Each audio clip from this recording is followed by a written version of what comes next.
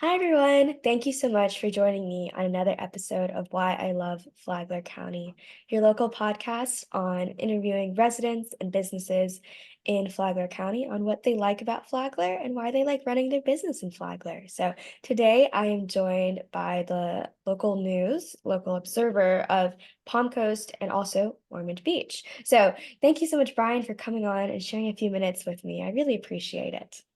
You're very welcome. Happy to be here.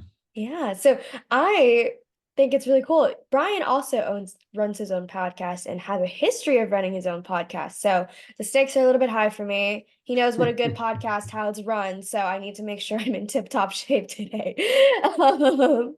But Brian and I met at the local BNI chapter about a week ago, and he was sharing with me that he's pretty new in running the newspaper, but you're not new to the newspaper, are you? Exactly. Yeah, I was the editor of in Palm Coast and Ormond Beach for 12 years before taking over as the owner. So I'm pretty familiar with how the newspaper runs, at least on the writing side and the Mm-hmm. photography side and the design side. And so it's been a big education to get to figure out how the business runs. But so far, I think it's been a great experience. Very excited about the future. That's awesome. And from what I remember, you've only been running it for about 3 months, which is a super new, huge change. Yeah, the very last couple days of August is when the deal was made. So basically, September 1 and on has been, my wife and I are co-owners. So we decided to get out a big loan and buy the paper and try to see if we can make it work. But I think Yeah. again, we're optimistic. Yeah, I think as you should because your wife is the designer, if I read correctly online. Yep, For that's the right. She's done the page design for several years, kind of off and on, but basically now the only page designer for the past few years. And now she also does the ad design. So she's everything you see as far as the design is concerned, she's got a hand in it in the newspaper That's um, awesome. these days. I'm So yeah, I work with my dad, so I understand what the like dynamic of working with family is like. It's mhm, like pros and cons because pro you can be like brutally honest, and then the con is you can be brutally honest. So it's like it's exactly. two sides of that coin. So I mean, it's pretty new, so I don't know if this is a fair question, but is there anything that you've learned on the difference of, being an editor versus now being the owner that you're like, oh my gosh, I didn't even realize I was gonna have to run into this? Yeah, well, I would say that the biggest thing is the whole challenge of cash flow in a business has been, it wasn't something that I had to deal with. Right. But like, I knew that ads were coming in and I knew that I was getting my paycheck, but exactly when the ad revenue came in and when people actually paid versus when the payroll comes, those are things you gotta kind of always be keeping an eye on. And especially since we're new, we don't have these big cash reserves, in the bank to try to cushion the blow. So it has been, something that's a new part of it. The other thing is, um, I would say a feeling of gratitude Mm. for everybody who's doing anything in the company. Somebody subscribes, it's like you're helping the newspaper go, and someone delivers the newspaper. Like without the delivery people, no one would ever get it. It wouldn't matter what we wrote in the newspaper. And every little ad sale that comes in, it's just, I feel so grateful. Somebody came into the office the other day and he had just bought a half page ad, and I like rushed out to meet him like, hey, thank you for doing that. That's so helpful. It helps make the newspaper succeed. And I asked him, why did you buy an ad? And he said, because this is a community paper. We want people to know we're a part of the community and that, we're here basically. And in a way, that's kind of obvious why you would advertise, let people know we're here. But there was something about, we want people to know that we are part of the community newspaper. That kind of, it sends a message, I think, to a lot of customers that um, that they're not just like some outside company that's maybe trying to poach in a little bit to like the market here, which again, everybody's doing what they can, but they're actually in here, people who live here. You go to their barbershop, you're contributing to the local economy, and they wanted people to know that. And so I thought that was a great response. And again, just kind of it's all amplified because now I'm the owner. So making I just feel grateful that they were willing to do that and show that support. Yeah, that makes total sense. And I mean, I completely resonate with what they're saying because clearly that's kind of what my podcast is all about is it's not just like I want to have a podcast or I want to be on social media. It's I want to be active in the local community. I want to for people to know that I want to serve this. I'm focused on Flagler. I'm focused on our surrounding areas and supporting those who are closest to us, who I can, go to, like St. Joe's Plaza. I was just interviewing a gentleman who runs Good Vibes, the nutrition club Mhm. there. So I know him as well, Michael Granum. yeah, he's great. I met him when I was meeting a lady from BNI at Mhm. the event. So it's funny how all these things can connect and get over here. So that's super cool. Personally, how long have you been in Flagler? My wife and I moved here in 2010 um, to help start the Palm Coast Observer, actually. Wow. So I was the first editor and the only one until 12 years ago. Um, and so yeah, I was in grad school, um, finished there, and then I got a call from the owner of the Observer Media Group, whom I had worked for before grad school, and they said, "We want you to come back into the company and be the first editor of this brand new newspaper."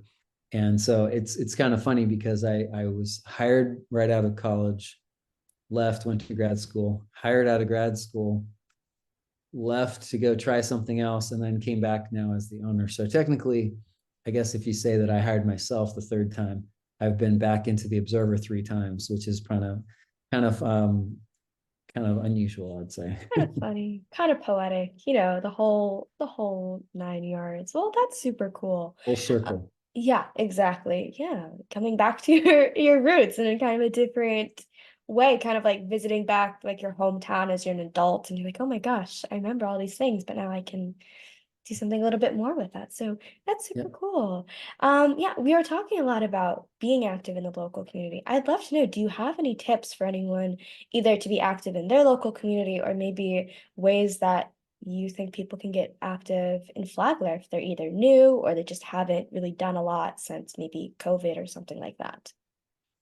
Yeah, I mean, what I would do is to look in the newspaper. Yeah, I It's mean, obvious, I'm the publisher, so it kind of makes sense that I would think that the newspaper solves all of our problems, right? right. Yeah, it But definitely does. but but really, in the newspaper, you see what's going on in the community. You know what Hmm. makes it tick, what people are thinking, what the government's doing.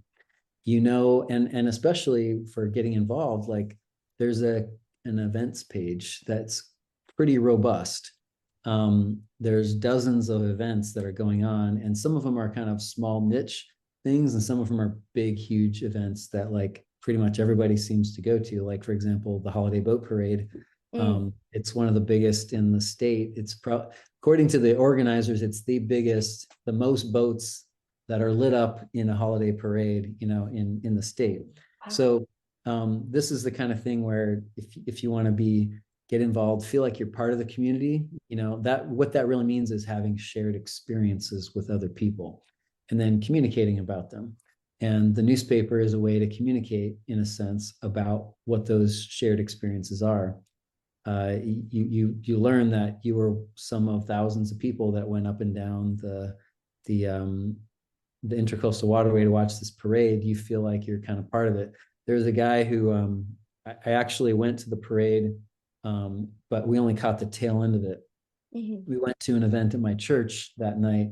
My kids were supposed to be part of the singing Silent Night. So we left there, rush over to the boat parade, and we're getting there just as it's over.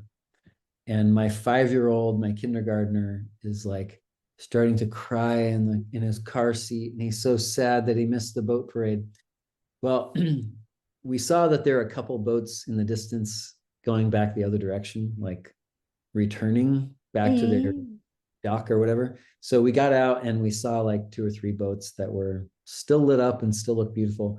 And so as a 5-year-old, he was satisfied with that. It actually probably would have gotten boring to him, over time if he saw the whole 110 boats or whatever. right. But he was so excited, and we go in there and we see a few people that we know, and you feel like I just participated in something. I'm part of the community. And the cool thing was on the way back out, somebody who I didn't know was walking past me and my family, and he said, on Facebook, they make you think that like the world is, such a horrible place or something to that effect. And he's like, this event shows otherwise. And he keeps on walking. Never, haven't seen him again since then. Wow. But it kind of made me realize, like, just like I had felt going there and being part of this event, he was there. What did he get out of that event? He felt like the world is a more hopeful place. Just because everybody is gathered around looking out at something beautiful, but also hometowny. I mean, it's a boat parade. Um, so being part of it, it makes you feel less lonely, more connected. And going to these events, sometimes it's like, it's a lot of extra work, sometimes it costs a little bit of money. This one was free, but you got to go park, you got to go do this. It's a lot easier just to kind of stay home and watch TV. Hmm. But going to these events, to me, it makes you feel like you're part of something, you're part of it. And then, getting involved in something, volunteer. Um, I'm also a reading pal mentor. I go and see one second grader every week and just read a book with them. And there's a lot of opportunities like that if you're looking for them. And usually you can find out those kind of opportunities in the Observer newspaper. Yeah, I think that's a great piece of advice. And I think that makes total sense. Is people, the whole concept of community is, feeling like you belong to something. And also, I think a really big part of it is that your impact matters and you are impacting the community. And that's what keeps people coming back, continuing to participate, is they feel like they can contribute. They feel like they're important in that group because they are. Everyone's important in the community, right? There are Mhm. things that people bring that other people don't. And it's really cool to see all these diverse people coming together for this kind of shared love for, maybe the holiday boat parade. Or I was at the, we have in town center, right, with next to Publix are all the lights from the Rotary Club, right? So it's just things like that, coming and continuing to support those are really important. So Brian, thank you so much for coming on and sharing a few minutes of your time. I really appreciate it. And I think you gave a lot of insight into a lot of great things. So before we head out, what is the best way that people can support you, find more about the Observer and things like that? Well, thank you for having me, and you're doing an important thing as well, connecting people.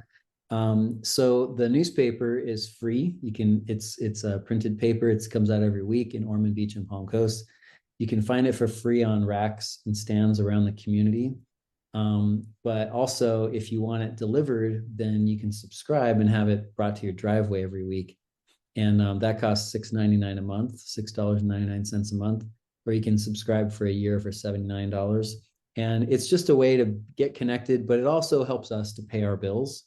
And you're when you subscribe and you contribute in that way, you're helping the newspaper to be stronger and to reach more people and get help other people get connected in other ways too. So I really think that it's a way to support the community, to be a newspaper supporter. And the same thing is really true with advertisers. If you're a business and you want to show that you're part of the community and that you want the community to thrive and be strong, advertising is a great way to do that. And you get something out of it. Obviously, you get exposure for your business, which is really crucial for everybody. So, or observerlocalnews.com/subscribe is kind of is the way to do it. And you could also, call our office at 386-447-9723. Perfect. And I'll make sure I have that information in the description so people can Great. click on those just a little bit easier. And definitely want to support the local news, support everyone in the area. That's the whole point that we were kind of talking about. So, again, Brian, thank you so much for coming on. I had a blast, and I think there were just so many great things. So, I really appreciated the time today. You're welcome. Have a great day. Have a great week. All right. See ya.